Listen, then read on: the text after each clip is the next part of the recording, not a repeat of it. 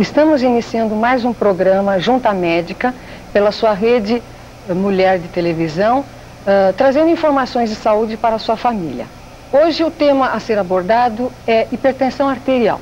Nós sabemos que é uma patologia de extrema importância no nosso país e contamos com isso para discutir sobre o assunto os doutores. O Dr. Décio Mion, chefe da Liga de Hipertensão Arterial do Hospital das Clínicas, o Dr. Celso Ferreira, professor adjunto de Cardiologia da Escola Paulista de Medicina, a doutora Laura Roma, mestre em Cardiologia, vice-presidente multidisciplinar de hipertensão arterial da Associação Paulista de Medicina, e o Dr. Nabil Gorayeb, cardiologista do Instituto Dante Pazzanese e coordenador científico de Junta Médica. Vamos começar com o nosso programa perguntando ao Dr. Celso Ferreira definir para as pessoas o que é a hipertensão arterial, o que é a pressão alta, tão temida. É interessante essa pergunta porque é o início de tudo, né? Na verdade, a hipertensão arterial é conceituada de uma maneira mais genérica como a pressão, o valor com que o coração impulsiona, a força com que o coração impulsiona o sangue para a periferia, para as artérias. Somente isso. Os níveis são então tomados por aquele manguito, aquele aparelho de pressão, e são considerados na atualidade ao redor de 140 milímetros de mercúrio por 90, ou como se fala habitualmente, 14/9 na linguagem mais leiga. Acho que seria interessante comentar em relação à parte do que é hipertensão, de que embora a gente conceitue um limite a partir do qual a pessoa é considerada hipertensa, né, a gente tem que levar em conta que o risco, a morbidade, quer dizer, os problemas que a pessoa pode ter advindos da hipertensão, eles são cada vez mais frequentes à medida que aumenta o nível de pressão arterial.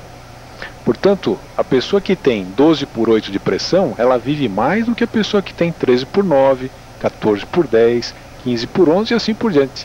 Isso é um contínuo, embora a gente precise ter um limite para poder operacionalmente definir o que é hipertensão. Então as pessoas que dizem, eu tenho pressão baixa, a minha pressão é 10/7, isso na realidade é saúde, né? Significa que a pessoa vai viver bastante, né? Doutor Décio, como fazer o diagnóstico? Para fazer o diagnóstico de hipertensão, o médico precisa, é um procedimento relativamente simples, que consiste na medida da pressão arterial.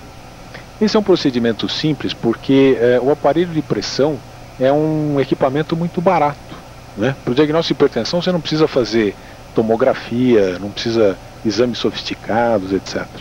Mas é um procedimento que exige muito cuidado, quer dizer, o médico precisa que o paciente esteja em repouso, numa posição confortável, ele precisa ter atenção em como colocar o aparelho e as medidas de pressão devem ser realizadas várias vezes. O médico geralmente não deve fazer o diagnóstico de pressão alta na primeira medida, né? Deve medir mais de uma vez a pressão até chegar à conclusão que a pessoa tenha níveis acima de 14/9 ou não. Aliás, uma das coisas que você lembrou, o fato de medir várias vezes, isso os colegas médicos sabem disso. A primeira medida de pressão numa consulta sempre ela vem um pouco mais alta do que a verdadeira. Nas várias medidas que a gente vai conseguir saber quanto que é a pressão, então faz-se uma média. É muito comum isso e o grande problema dos erros de medidas de pressão por aí é isso. A primeira medida a pessoa está tensa, preocupada, vai medir a pressão no médico, a primeira medida vai dar sempre alta. O médico muitas vezes é um fator hipertensor, né, que pode subir a pressão do paciente. Como é que explica de novo para as pessoas o que é isso? Então, o médico muitas vezes pode ser um fator de estresse. Hoje nós sabemos que existe o que se chama a hipertensão do avental branco, né? É uma hipertensão que a pessoa tem quando está na frente do médico. Ela tem pressão normal fora do consultório e ela só está elevada na frente do médico. É um estresse provocado pela presença do médico, né? Você veja que nem sempre o médico é uma pessoa que só traz tranquilidade, né? Isso é bastante oportuno, porquanto se não for tomado os cuidados devidos nessa situação, imaginemos a seguinte condição. O paciente é admitido como sendo um portador de pressão alta e se isso for feito na primeira vez, ele toma o medicamento, na segunda vez ele tomará a pressão agora, então, dita normal, e não teria havido nenhum melhor medicamento do que este. E ele tomará essa medicação o resto da sua vida, admitindo que o medicamento estaria adequado, mas ele estaria tomando indevidamente. De modo que acho bastante oportuna a colocação do professor Décio Mion no cuidado da consideração do indivíduo hipertenso, porque não é uma situação de emergência. É necessário que se tome um cuidado bastante grande para que o paciente seja rotulado como hipertenso, porque daí em diante ele tomará uma medida que deverá correr pelo resto da sua vida. O que poderia nos dizer a respeito da medida de pressão feita na rua, por exemplo, como nós costumamos ver muitas vezes uma equipe ou até em farmácias medindo a pressão assim de uma forma totalmente... Veja, eu acho que são dois aspectos importantes. O da farmácia eu gostaria de abordar primeiro. Eu acho que existe atualmente uma proibição de medida de pressão arterial na farmácia. Isso existe mesmo, né? E lei. Existe. E na realidade, a minha impressão é que o farmacêutico sempre prestou um grande serviço ao médico que trata do paciente hipertenso, medindo a pressão. Porque é lógico que o paciente não vai poder voltar ao médico tão frequentemente quanto a gente gostaria para medir a pressão. Atualmente o farmacêutico não pode medir. E em relação a isso, eu gostaria de enfatizar que, na minha opinião, seria importante que o farmacêutico fosse orientado e corretamente instruído de como medir a pressão. E que ele pudesse medir. Certo? Quer dizer, é uma situação de estar colaborando no tratamento da hipertensão. Mas aí deve ser feita alguma preparação de ordem técnica. Exatamente. E até filosófica para evitar os abusos que podem ocorrer nessa facilidade, né? Exatamente. Então a gente gostaria sempre de, essa tua ideia como presidente da Liga de Hipertensão, como todos aqui trabalham com hipertensão, acho que é importante se a gente puder trazer isso e falar com as autoridades competentes, mostrar para eles que formarmos pessoas que possam somente dar o diagnóstico de hipertensão, um farmacêutico, uma coisa assim. Agora, em respeito, que foi comentado pela doutora Ana, sobre aquelas medidas de pressão na rua, muito frequente. Então, aí é uma outra situação.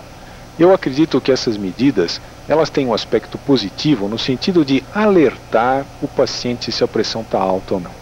Nós sabemos, como o professor Celso comentou, que muitas vezes aquela medida de pressão, a primeira medida, não reflete a realidade, mas ela chama a atenção para o problema. Não pode ser feito o diagnóstico de hipertensão com a medida da rua, mas você pode chamar a atenção. A sua pressão está elevada, o senhor deve procurar o seu médico. Então ela tem uma finalidade importante. Aquela medida de pressão serve só como um alerta para esse indivíduo, não como uma diagnóstico de doença. Laura. Doutora Laura. Eu estou completamente de acordo com todos os colegas que já me precederam e eu gostaria também de dar uma colaboração no sentido da, vamos dizer assim, do que a pressão arterial, como a pressão arterial se comporta no decorrer das 24 horas. Não é? O Dr. Celso chamou a atenção de que a pressão arterial é a força com que o sangue é comandado para os vasos, para a periferia, para manter a nossa vida. Muito bem. Essa força, ela é uma força variável, ela não é constante, ela não é fixa, porque muitas vezes o paciente chega ao consultório e diz assim, doutora, minha pressão está variando demais. Né? Ela está, olha, de manhã minha pressão estava 14/9, agora de tarde ela está 10/7, doutor. Então eu estou com uma variabilidade de pressão muito grande. Quer dizer, ele está falando uma coisa que é, vamos dizer assim, no sentido médico da palavra, fisiológica. É normal acontecer, no decorrer das 24 horas, uma variação da pressão arterial. E todos nós sabemos que, nas primeiras horas da manhã, ela é sempre mais alta, dentro de um padrão normal, dentro de uma cifra considerada normal, que o Dr. Décio muito bem chamou a atenção, que é a cifra até 14/9. Essa pressão, ela é, nas primeiras horas da manhã até o meio-dia, ela é normalmente mais alta, e depois ela cai durante o período da tarde, também normal, e depois ela dá um outro pico, por volta das 8 horas da noite mais ou menos, e aí ela volta outra vez a cair, e nós temos um limite mínimo de pressão arterial por volta das 3 horas da manhã. Então, essa variabilidade da pressão arterial nas 24 horas, ela sempre ocorre. Agora, o que se tem que chamar a atenção, ou que se tem que prestar atenção, é no paciente que já tem a doença estabelecida como hipertensão arterial. Eu não sei se os colegas aqui estão de acordo comigo, mas o paciente que já é hipertenso, ele já pelas primeiras horas da manhã, ele já entra num patamar numérico maior do que aquele que é normotenso. Então, sempre no período da manhã, ele tem que estar mais protegido do ponto de vista médico, do ponto de vista de remédios, do ponto de vista de medidas que nós vamos comentar mais para frente em relação ao tratamento. Então, do ponto de vista de conceituação, definição de pressão arterial, eu acho que o público está bem informado. É uma força do sangue que comanda o nosso organismo, que faz com que a gente exerça as atividades diárias que são normais e que é variável nas 24 horas. E tem uma cifra limite, um número limite, para que a gente diga que aquilo é normal ou anormal. Agora, isso que você comentou, antes de encerrar esse bloco, a gente podia... Você acha que a pessoa, então, tem que ser esclarecida, que a pressão varia bem durante o dia, não é uma fixa essa pressão? Ela não é fixa e nem poderia ser. E digo mais, a pressão arterial também, ela não é uma medida fixa, dependendo da posição do corpo que você toma. Se você está deitado, se você está sentado, se você está em pé, a pressão também sofre variações. Por que ela sofre essas variações? Exatamente para que o nosso organismo possa se conduzir anormalmente. Por que a gente para em pé? Porque a pressão tem um número que sustenta a gente em pé. Por que a gente consegue sair da posição deitado para a posição sentada sem cair no chão, sem desmaiar, sem nada? Porque a força do sangue vem e se adapta direitinho, ou seja, a pressão se adapta, ela sofre adaptações. Então, quando ela sofre adaptações, ela então muda o seu valor numérico. Então, para estar deitado, eu tenho sempre a pressão numa posição de descanso, numa posição de maior relaxamento. E quando eu estou sentada ou quando eu estou em pé, eu estou numa posição mais estressante, né? E note-se que a maior parte do tempo da gente é gasto ou na posição sentada ou na posição em pé, dependendo da profissão de cada um, né? Doutora Laura, então vamos agora para um breve intervalo. Voltaremos já já.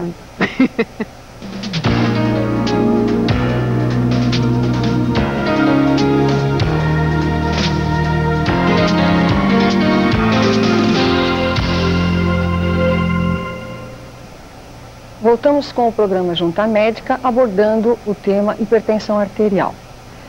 Doutor Décio, quais são as causas da hipertensão? Pois não, Celso. Celso, desculpe. É o seguinte, a hipertensão arterial pode ter múltiplas causas. No entanto, aquela que nós deparamos no nosso dia a dia, a mais frequente, predominantemente frequente, é a hipertensão cuja causa nós não detectamos.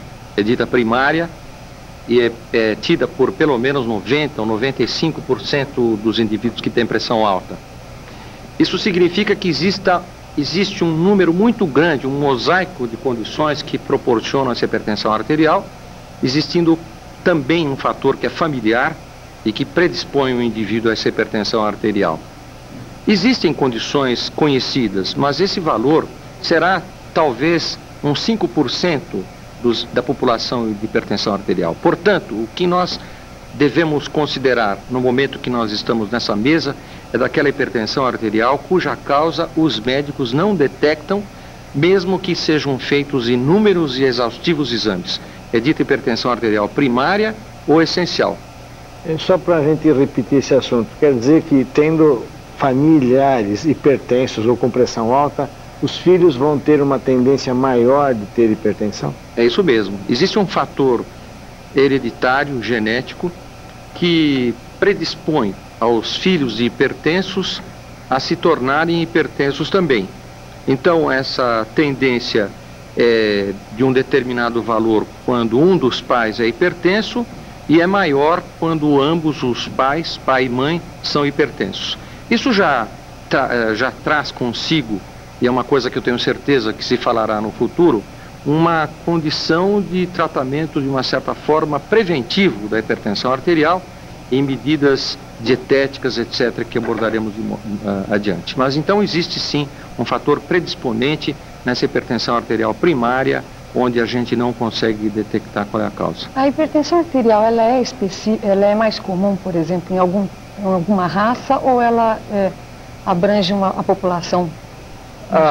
Existe uma polêmica, uma discussão em que os indivíduos da raça negra teriam um nível pressórico mais elevado.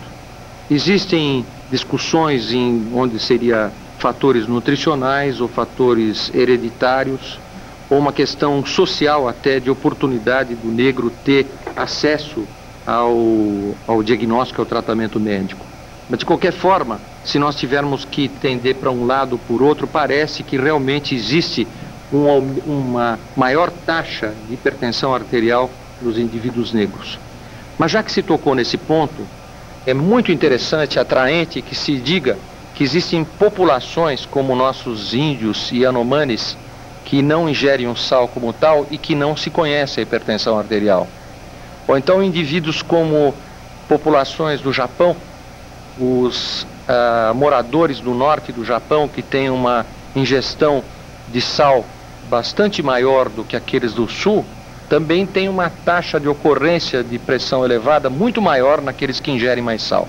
Então existe em relação à raça negra e em relação a condições sociais e hábitos, como por exemplo da ingestão do sal. Doutor Décio, quais são os sintomas mais frequentes da hipertensão arterial? Essa eu considero uma pergunta extremamente importante. Porque na realidade, a hipertensão, a maior parte das vezes, ela é assintomática. Ou seja, a pessoa não sente absolutamente nada. Até a dor de cabeça, que pode ser um sintoma da pressão alta, ela parece ser mais frequente depois que a pessoa sabe que tem hipertensão. Então, se você diz para uma pessoa que ela tem pressão alta, a partir desse diagnóstico ela passa a sentir dor de cabeça mais frequentemente. Mostrando que muitas vezes isso tem até um componente emocional, né? Então, a consequência do fato da hipertensão ser assintomática é que a maior parte das pessoas deixa para medir a pressão quando sente alguma coisa. E daí, na realidade, grande parte das vezes isso é um pouco tarde, porque a sintomatologia decorre das consequências da pressão alta nos vários órgãos, tá certo? Então é importante a gente transmitir para a população que a pressão precisa ser medida independentemente da pessoa sentir qualquer coisa. Ela precisa ser medida regularmente, a cada 6 meses, a cada ano, as pessoas precisam medir a pressão. Mesmo certo? Naqueles que têm na família pessoas com pressão alta, não seria recomendável medir mais vezes, até sempre? Se for possível, é melhor. Mas no mínimo, a cada 6 meses ou a cada ano, a pessoa precisa medir a pressão. Com aqueles cuidados que foram citados no começo, evidentemente. Porque, apesar da pressão alta ter preferências por certos grupos, ela é uma doença democrática, certo? Ela acomete o branco, o preto, o obeso e o magro, o nervoso, o calmo, o jovem, o velho, embora ela seja mais frequente, como diz o professor Celso, no negro, ela seja mais frequente no obeso, ela seja mais frequente no velho e assim por diante, né? Mas o fato da pessoa ser calma, magra, jovem, não a isenta de ter pressão alta. Doutora Laura, a mulher tem mais pressão alta do que o homem? Coitadinha da mulher, né? A mulher é um problema, coitadinha. Hoje, depois que ela... Veja, as mulheres... mas eu tenho que defender a minha classe, mas é lógico, a nossa classe, né, nossa colega? Classe. E afinal de contas, nós estamos na Rede Mulher de Televisão, que aqui é um clube do Luzinha. Tem preconceito aqui? Não somos preconceituosas, mas, veja bem, nós fazemos parte hoje de uma influência cultural que eu diria benéfica e ao mesmo tempo maléfica. Por que ela foi benéfica? Essa influência cultural, a revolução cultural que houve no meio feminino. Ela trouxe para a mulher uma série de, vamos dizer assim, aberturas, de novos horizontes, de novas possibilidades e até mesmo de autoafirmação como ser humano. Mas tudo que a gente faz na vida tem um preço. E esse preço às vezes custa muito caro, é muito alto. Então hoje a mulher moderna, ela é uma mulher batalhadora, ela compete com o homem, ela tem um espírito extremamente competitivo e ela luta por melhores posições, até mesmo por uma posição sexual no sentido de diferenciação homem-mulher, né? E isso tudo às custas de quê? De um estresse muito grande, de um desgaste muito grande. Há mulheres hoje que assumem isoladamente, sozinha, toda uma responsabilidade familiar, toda uma responsabilidade profissional. As médicas mulheres, nós temos uma carga de responsabilidade profissional somada à carga de responsabilidade familiar, porque nós temos que chegar em casa, lavar a roupa, ver se a empregada fez a comida, ver se o cachorro comeu, se os filhos foram para a escola, se a lição ficou de... É ou não é? É verdade. E aí o marido chega, porque trabalhou o dia inteiro, coitado, de bico trombado, porque a comida não estava pronta, porque a coitada chegou tarde do hospital, do consultório, enfim. O que aconteceu com essa mulher que resolveu sair daquela condição submissa e culturalmente se tornar um expoente? Ela ganhou a hipertensão. Esse foi o prêmio. Esse foi o prêmio. Fora isso, professor, só para terminar meu raciocínio, afora isso, a mulher ganhou o quê? A liberdade sexual. Ela é dona do sexo dela, ela faz o que ela bem entende, é dela, ela usa como quer. Então o que aconteceu? Para evitar todos os problemas decorrentes de um sexo que é elementarmente prazeroso apenas, não tem uma outra finalidade que não o prazer, pílula anticoncepcional. E vamos lá. E aí o que ela toma? Uma carga de hormônio muito grande. Por quê? Porque o homem, não, vasectomia, meu bem, veja, não, comigo não. Então, sabe, eu não estou malhando aqui o sexo masculino em absoluto. Eu acho que a gente tem que respeitar, não é, as posições masculinas, assim como a gente tem que respeitar as posições femininas. Mas todos hão de convir comigo que a mulher saiu muito prejudicada nessa revolução cultural que ela sofreu. E, em consequência disso, a hipertensão tornou-se uma doença bastante frequente na mulher, que não o era. A minha avó, eu me lembro da minha avó, morreu com 82 anos. Uma senhora sadia que teve 10 filhos normais, partos normais em casa. Mas quem saía para a rua para trazer o dinheiro para dentro de casa e para fazer todo o sustento da casa era o meu avô. Ela cuidava dos filhos, fazia o crochê, o tricô, cozinhava, lavava, passava, fazia tudo que era normal. Não tinha? Feliz. Era feliz? Era feliz? Ela tinha o seu ame, senhor?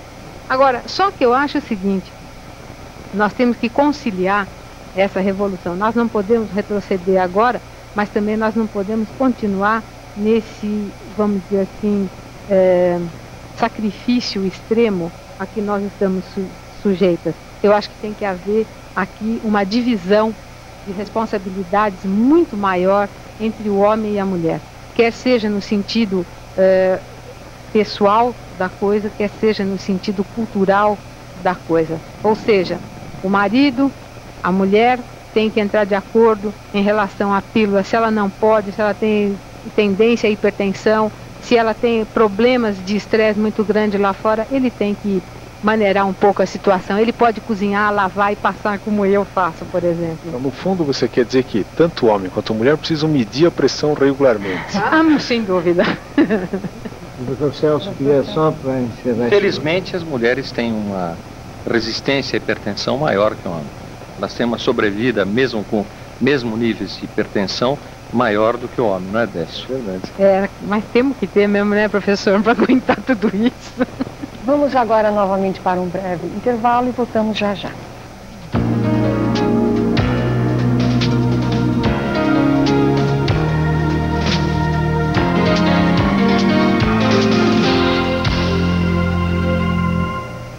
Voltando com o Junta Médica, vamos abordar agora o tema sobre campanhas oficiais de medição de hipertensão arterial. Dr. Celso, o que o senhor tem a dizer a respeito sobre... Eu acho que essas campanhas são extremamente oportunas e nós poderíamos lembrar que o percentual em todas as populações do mundo e também na brasileira é cerca de 15 a 20% da nossa população adulta.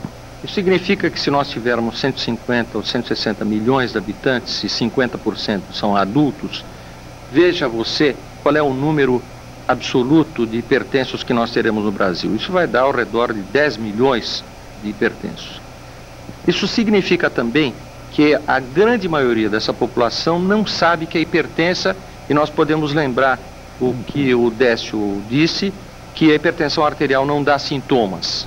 Isso conduz imediatamente à conclusão de que somente campanhas de alerta à população e de medição, mesmo que elas não tenham o valor de aferir exatamente a pressão, vai fazer com que o indivíduo tenha acesso ao conhecimento e, consequentemente, ao tratamento da hipertensão arterial, porque, do contrário, ela não terá o benefício do tratamento e terá uma série de complicações que eu tenho certeza que no transcurso desse programa nós teremos a ver.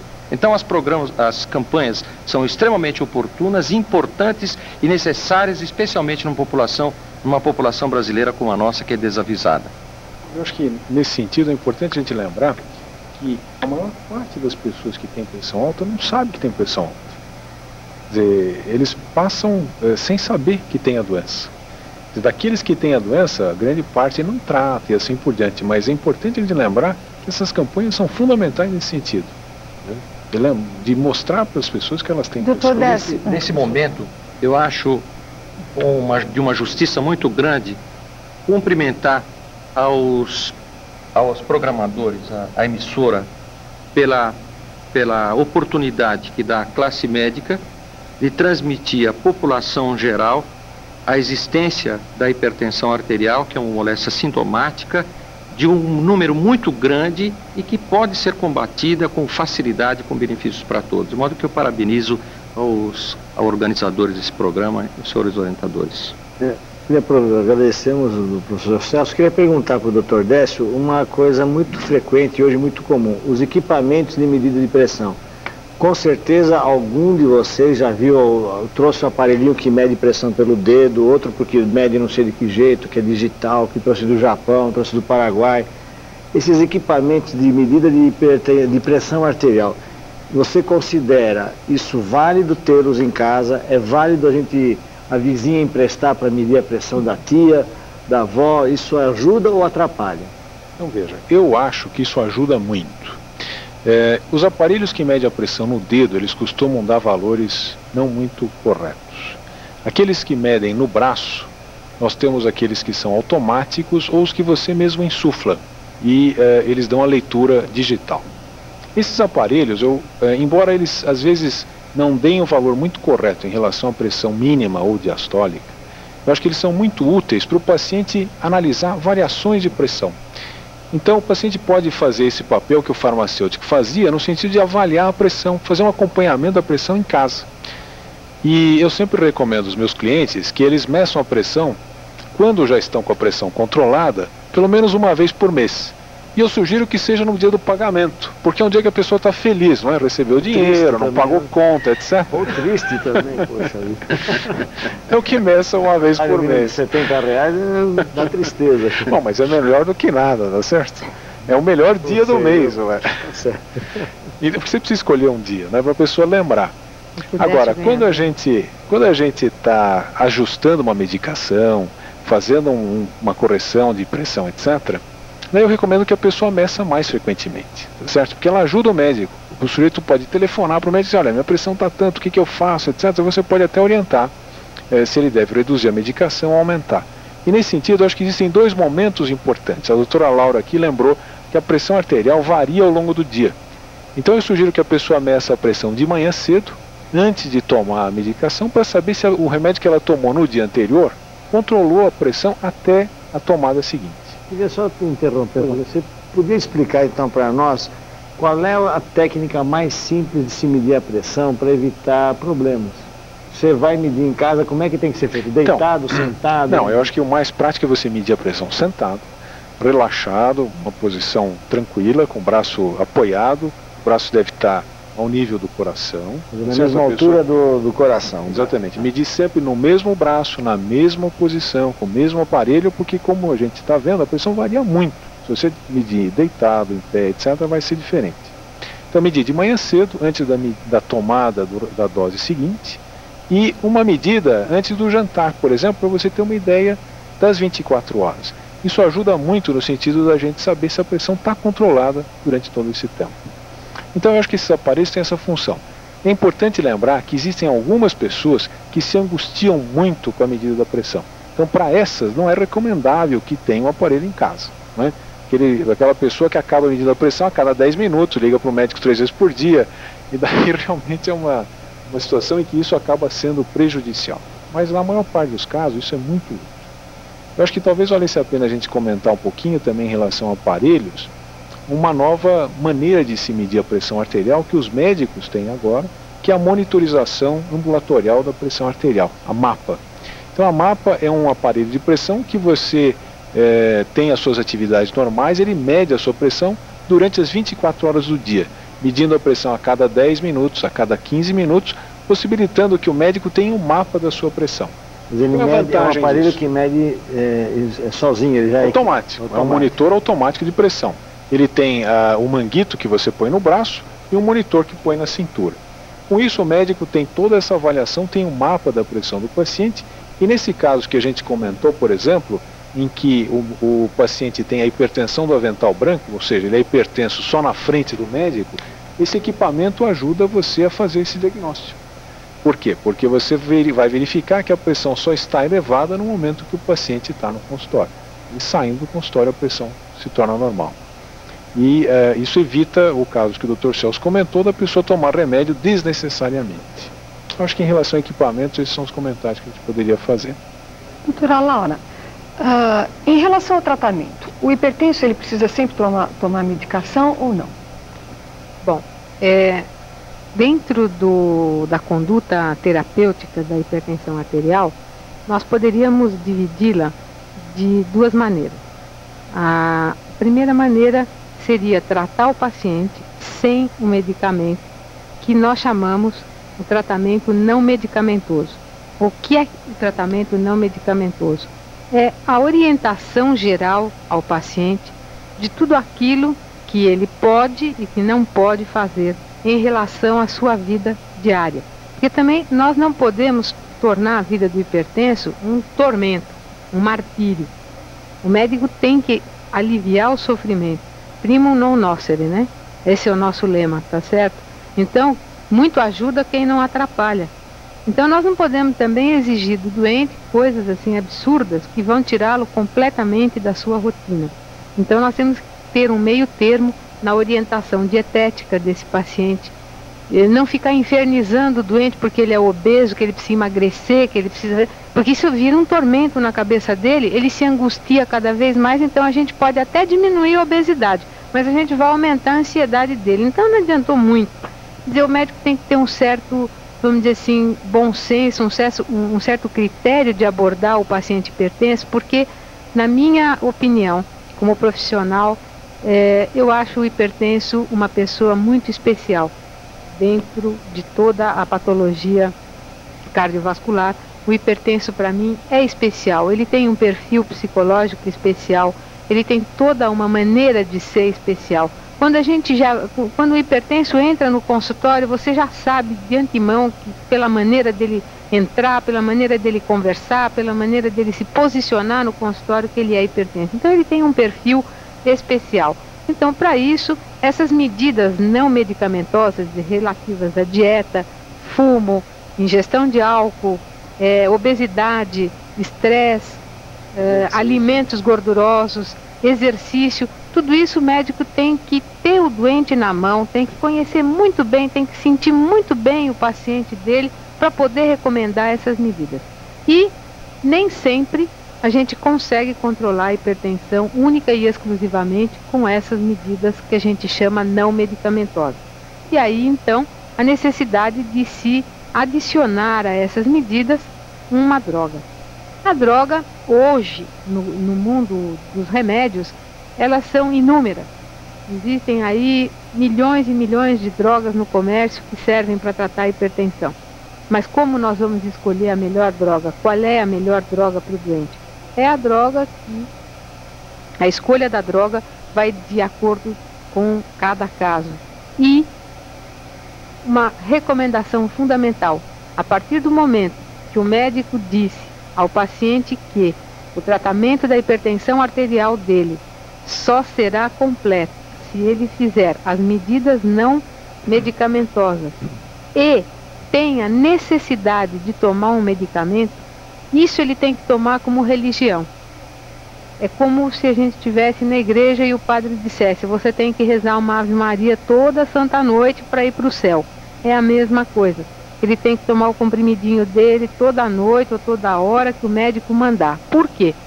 Porque se ele tomar o remédio hoje, amanhã ele não toma, depois de amanhã ele esqueceu, passou mais uma semana, ele continua esquecendo do remédio, o que vai acontecer?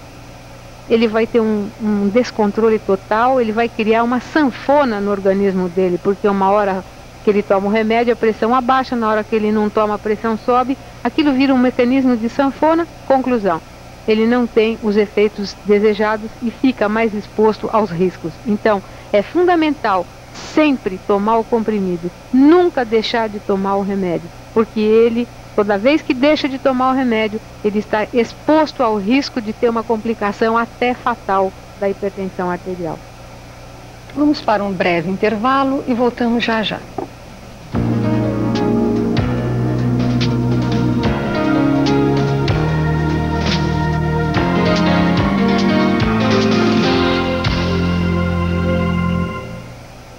Voltamos com o Junta Médica da Rede Mulher de Televisão, e agora o professor Celso vai falar a respeito de prevenção da hipertensão arterial.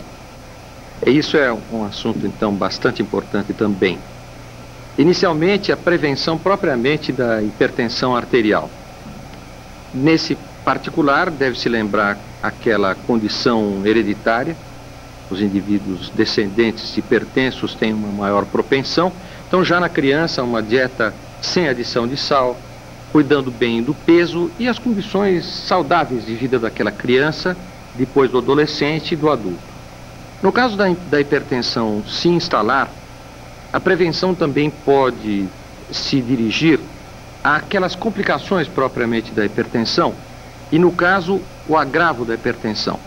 A melhor maneira de se prevenir um agravo de hipertensão é tratar de uma hipertensão que ainda seja discreta. Isso é o óbvio. Mas, além disso, é prevenir as complicações que a própria hipertensão promove.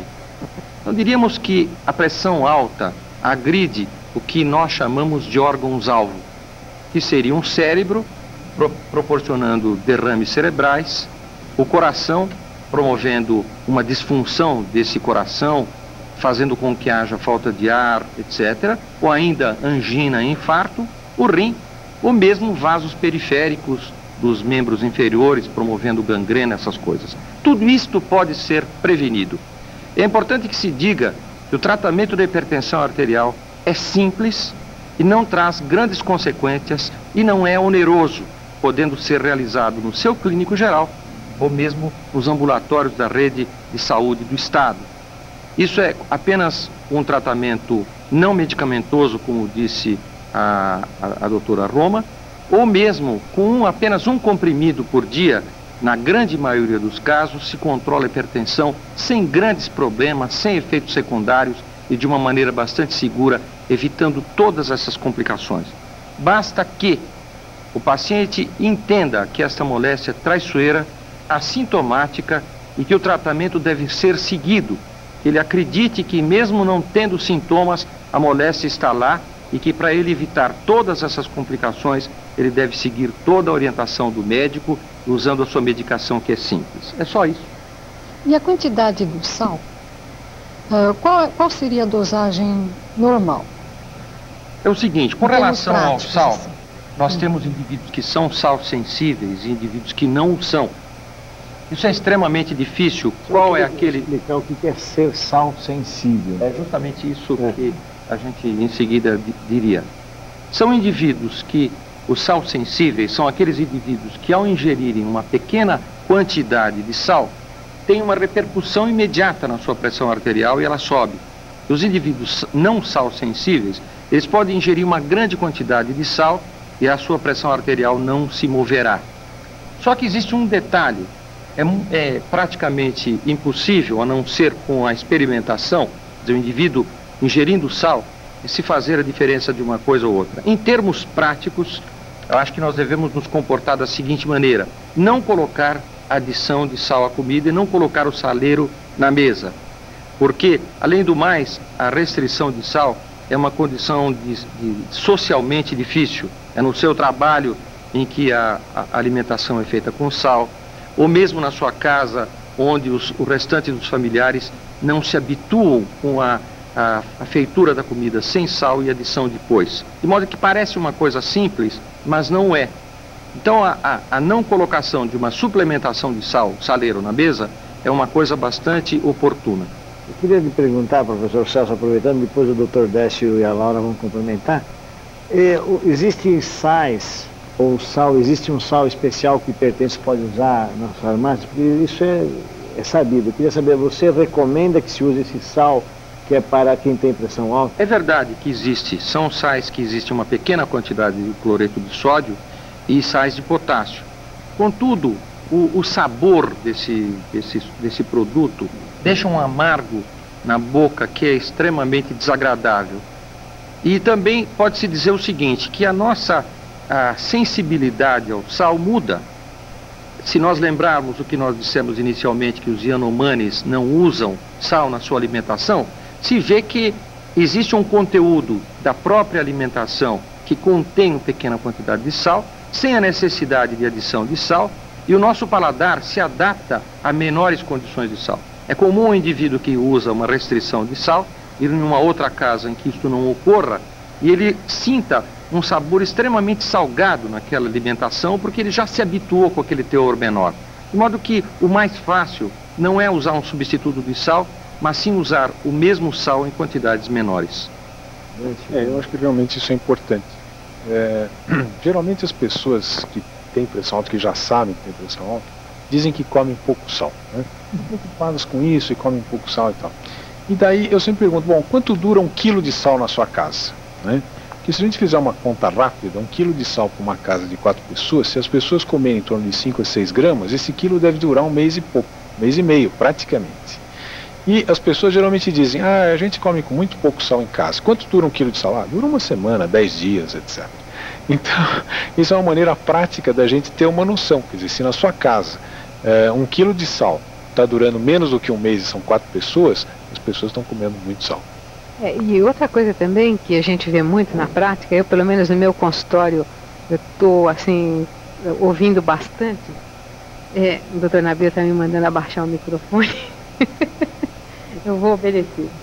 É o seguinte, o paciente diz assim, não doutora, eu não como sal de jeito nenhum. Para a senhora ter uma ideia, eu nem janto à noite. Eu digo, o senhor não janta. O que o senhor come à noite? Eu tomo um belo copo de leite com um pãozinho e manteiga sem sal. Bom, se ele soubesse a quantidade de sal que existe naquele pãozinho e a quantidade de sal que a vaca ingeriu no pasto para poder gerar aquele leite, ele se arrepiaria. Daí eu digo para ele, olha, eu preferiria que o senhor jantasse. Deixa o lanchinho de lado, tira o pãozinho de lado, entendeu? Como uma saladinha. Não, mas a salada, doutora, sem sal é ruim, o arroz sem sal é ruim, não sei o quê. Digo, então, uma maneira prática que eu tenho usado com os meus pacientes é o seguinte, veja, o sal para o senhor é importante, o senhor não pode abusar do sal. Então tá bom, o que é que o senhor mais gosta de comer com sal? Carne? Eu gosto de comer a carne com sal. O arroz o senhor aguenta comer sem sal? O feijão o senhor aguenta? A batata o senhor aguenta? Tem algumas coisas que eu aguento. Então ele vai se adaptando assim. Numa ele põe, na outra ele não põe, entendeu? E com isso ele consegue, vamos dizer assim, aumentar o período de permanência de 1 quilo de sal na família dele. Mas o alerta que eu faço nessa parte é do consumo de alimentos supostamente leves, né, e inofensivos para a hipertensão. O lanchinho da noite. Isso é muito comum em pessoas idosas. O idoso sempre diz, não, velho não pode comer à noite, doutora, velho toma um lanchinho. E aí o lanchinho dele, um abraço, né, porque vai sal que não acaba mais. Então esse é um grande, vamos dizer assim, ponto para que a gente insista com o público. O lanchinho, o pãozinho que a população consome contém sal. Então, se o senhor quer comer um lanchinho à noite, muito bem. Põe a sua senhora para fazer o pãozinho caseiro, não é? Pois é, a mulher serve para isso também. Faz um pãozinho caseiro com um pouquinho sal, ou sem sal, ou usando um sal desses que nós comentamos agora, substitutivo do cloreto de sódio original, enfim. mas o lanchinho é um veneninho. E quanto às bebidas alcoólicas, doutora Laura? Bom, eu de preferência não bebo, eu não bebo, não fumo, eu sou uma santa. Quem puder comentar disso aí também, né? O Décio. Mas eu acho que em relação à bebida alcoólica, tudo que é feito com moderação não é prejudicial ao organismo. E o que seria essa moderação? Essa moderação seria em relação à bebida alcoólica, não sei se meus colegas têm uma opinião diferente, mas a minha opinião é de que se você ingerir um copo de vinho por dia ou uma garrafa, uma latinha de cerveja por dia, isso não vai te matar, isso não vai te piorar a hipertensão. O que vai te provocar grandes danos não é só pela hipertensão, não. Outros problemas que o álcool traz ao organismo, não é só para a hipertensão, ele traz outros danos para o fígado. Você começar a beber de manhã uma garrafa de vodka, de tarde você toma 5, 6 litros de uísque, entendeu? Então aí a coisa complica. Mas se você fizer a ingestão alcoólica moderada, eu acho que você não vai ter nenhum problema. Décio. Realmente, os outros problemas a gente também precisa levar em conta, né? Porque é lógico que isso tudo tem o problema do vício, tá certo? A pessoa que começa a ingerir regularmente tem sempre o problema do vício. Além disso, as pessoas que ingerem uma quantidade grande de álcool têm que levar em conta que o álcool tem calorias. Se a pessoa quer emagrecer, ela está ingerindo uma grande quantidade de calorias. E é lógico que essas recomendações são importantes em termos de quem vai dirigir e assim por diante. A gente sabe que quem bebe acima de 3 doses de uísque por dia, ou 3 latas pequenas de cerveja, ou 3 copos de vinho, tem um risco cardiovascular e tem um nível de pressão que pode estar elevado só por causa disso. Quer dizer, o álcool pode ser considerado uma causa de hipertensão nesse sentido. A gente sabe que as clínicas que internam pacientes alcoólatras, quando eles param de beber, geralmente a pressão cai. Então é muito frequente a pessoa ter um aumento da pressão arterial somente por causa de uma ingestão excessiva de bebida alcoólica. E com relação ao tabagismo, para a gente finalizar? Na realidade, o fumo não é um fator de risco direto para a hipertensão arterial, mas ele é um fator muito importante da aterosclerose. Como a aterosclerose e a hipertensão correm juntas, uma agravando a outra, o fumo acaba sendo um aspecto importante na hipertensão. E realmente a gente tem que parar de fumar. Mais dia, menos dia, tem que parar. Eu sempre digo que o álcool dá para você negociar. O fumo não dá para negociar. Precisa parar de fumar. Acrescentar alguma coisa sobre a prevenção? Eu acho que caberia, porque se falou da hipertensão arterial, que é importante, uma das principais, o fumo, em ordem que é extremamente importante, diríamos a seguir o aumento da taxa de colesterol, o aumento de peso, obesidade, a tensão emocional, o sedentarismo, o estresse. São os que levam as doenças à aterosclerose. Isso mesmo, quer dizer, falando-se em prevenção, se associarmos esses fatores de risco à hipertensão arterial, então teríamos uma probabilidade maior de moléstias naqueles órgãos-alvo, particularmente o coração que a gente está falando. Então esses que nós dissemos e mais o diabetes açucarado, né? Eu estou vendo aqui o livro do Dr. Décio Mignon. Eu queria que ele explicasse para nós e para o público o que é esse livro, nesse final do programa, comentando sobre o seu livro, para quem é dirigido, se ele é vendido, se ele é dado, o que acontece.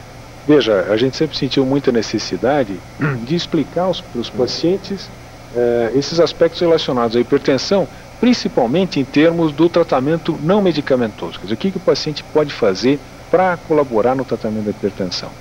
Então, nós nos juntamos ao Lourenço de Aféria, ao Guto Lacais, à Vânia Toledo e montamos um livro que aborda a hipertensão arterial para leigos de uma maneira bem humorada.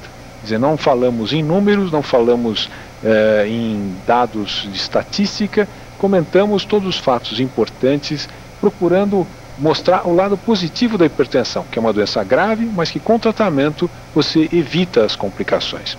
Esse livro está nas bancas, foi feito pela Tec Arte Editora e tem sido bastante útil para os pacientes que querem se inteirar desses aspectos de uma maneira bastante leve.